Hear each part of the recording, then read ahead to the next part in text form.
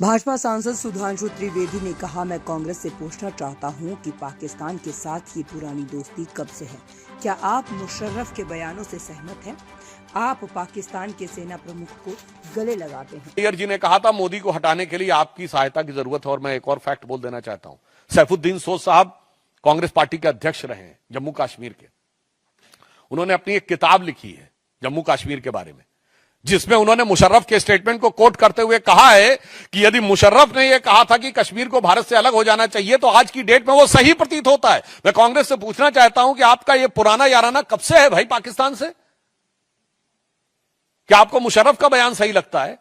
पाकिस्तान की आर्मी के चीफ के गले मिलते हैं आप, भारत के आर्मी चीफ के बारे में आपत्तिजनक बातें करते हैं।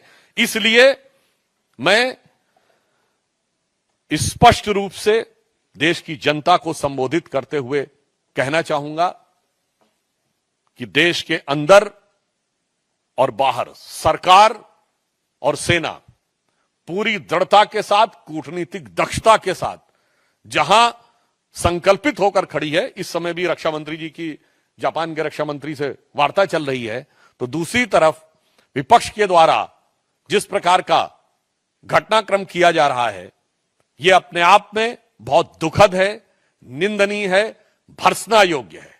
परंतु हम देश को आश्वस्त करना चाहते हैं कि प्रधानमंत्री श्री नरेंद्र मोदी जी के नेतृत्व में जो प्रधानमंत्री जी ने कहा है कि इस घटना के अपराधियों को धरती के अंतिम छोर तक ढूंढकर दंडित किया जाएगा, और दंड ऐसा होगा जिसका कोई पूर्व का उदाहरण नहीं होगा, यानी अभूतपूर्व दंड दिया जाएगा। और ये वो लोग हैं जिन्होंने जीती हुई बाजी, जंग के मैदान पे जीती हुई सेना को कूटनीति के टेबल पर हारने पे मजबूर किया है। मैं कांग्रेस को याद दिलाना चाहता हूं, आप कहते हो कि हमारा वायुसेना का जो जहाज है वो खिलौने की तरह है। हां, मैं कांग्रेस पार्टी को याद दिलाना चाहता हूं, 26/11 के हमले के बाद वायुसेना कार्रवाई के लिए तैयार थी, और उस समय वायुसेना अध्यक्ष फौली होमी मेजर साहब ने 2016 में अपने संस्मरण में लिखा है कि मनमोहन सिंह सरकार ने अनुमति नहीं दी। आपने वायुसेना के युद्धक विमानों को खिलौने की तरह रखा था, मगर मोदी जी की सरकार सेना के हर साजो सामान को उचित, प्रभावी कूटनीतिक घेराबंदी के बाद रणनीतिक प्रयोग के लिए रख रही है। आपकी सरकार वो थी